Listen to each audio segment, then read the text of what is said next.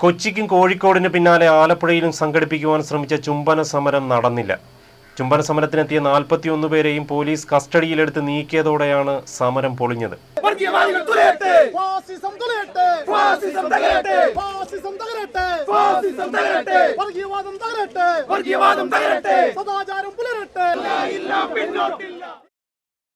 പ്രതിഷേധവേദിയായി നിശ്ചയിച്ചിരുന്ന ആലപ്പുഴ ബീച്ചിൽ എത്തുന്നതിന് മുൻപേ തന്നെ സമരക്കാരെ പോലീസ് കസ്റ്റഡിയിലെടുത്തു. സംഘർഷ സാധ്യത കണക്കിലെടുത്താണ് നടപടിയെടുത്തതെന്ന് IG MR അജിത് കുമാർ പറഞ്ഞു.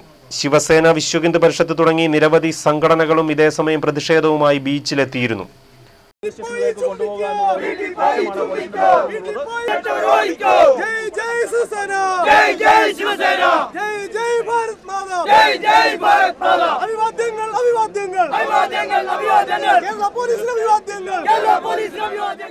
ആറുപേരെ ബീച്ചിൽ നിന്നും ബാക്കിയുള്ളവരെ ആലപ്പുഴ കോൺവെന്റ് സ്ക്വയറിന് സമീപത്തു നിന്നുമാണ് പോലീസ് അറസ്റ്റ് ചെയ്തത്.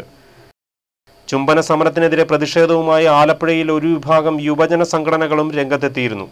മധുര ചുംബനം എന്ന പേരിൽ അഗതി മന്ദിരത്തിലെ അന്തേവാസികളെ ചുംബിച്ചാണ് കിസ് ഓഫ് ലവിനെതിരെ ഇവർ പ്രതിഷേധിച്ചത്.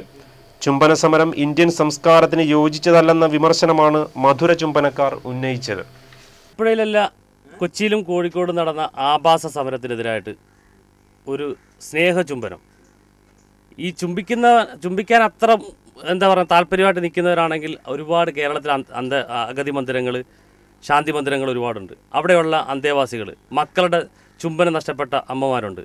അവരെ ചുംബിച്ചുകൊണ്ട് ഞങ്ങൾ ഈ ആഭാസ സമരത്തിനെതിരായിട്ട് സ്നേഹചുംബനം, ഒരു മധുര ചുംബനം നൽകിയാണ് ഞങ്ങൾ പ്രതിഷേധം അറിയിക്കുന്നത്.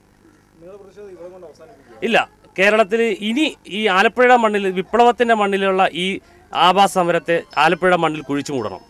ഇതോടുകൂടി ഇനി കേരളത്തിൽ ഒരു സ്ഥലത്തേക്കും ഈ ചുംബന സമരം എന്ന് പറഞ്ഞ ആഭാസ സമരമായിട്ട് ഈ കിസ് ഓഫ് ലവ് എന്ന് പറഞ്ഞ സംഘടന മുന്നോട്ട് പോകാൻ പാടില്ല.